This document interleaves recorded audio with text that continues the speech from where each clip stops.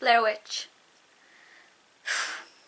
On the one hand, I don't know what to think of Blair Witch. On the other hand, I know that I absolutely did not enjoy it, and I hated it probably more than I disliked the original Blair Witch project. So if you haven't heard me talk about Blair Witch at all, I was keen to see it because I didn't like Blair Witch Project, but apparently this film was going to be darker and more scarier, and it's going to immerse you more into the film, apparently, because of obviously modern technology and better cameras and things.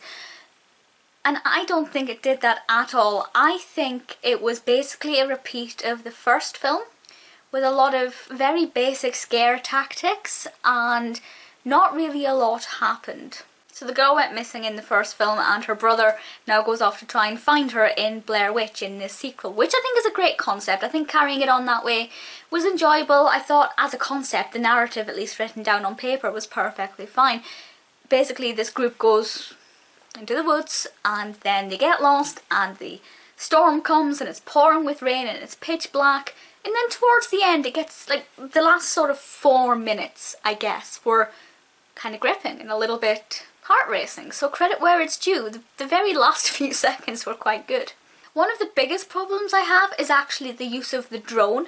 They used, obviously, drone technology, which is part of this whole modern take on the story, and the noise it made was horrendous, and I don't mean that in a this was loud and imposing and therefore terrifying way.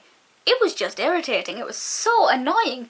The drone just grew louder and louder, and I just thought, what's the point? What's this trying to achieve? Because for me it did nothing but irritate me.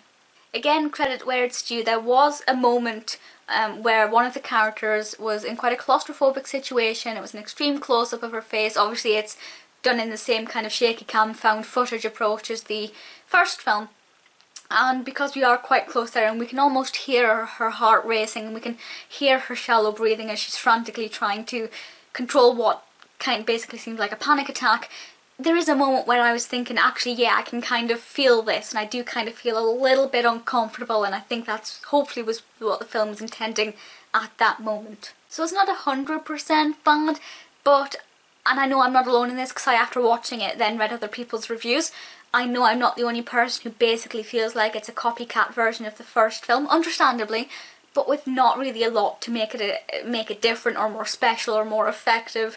Not the most positive of reviews. I don't particularly like doing negative reviews, and if it wasn't for the fact that I'd had not necessarily such high expectations for this, but I'd invested so much emotion into this because I was so willing to go in open-minded and say, okay, I didn't like the first film, but I'm willing to view this as a film on its own, without really considering the first film, but also acknowledging the fact that it's a follow-on, and viewing, you know, the camera angles and the acting and the narrative development as a product on its own. And I was very happy and willing to do that. So I kind of feel let down. But if you've seen it, let me know what you think, and if you love it, great, that's fantastic. As I said, I did read other people's reviews, and there were some people who enjoyed it. Brilliant. Let me know your thoughts, and I will speak to you all soon. Bye.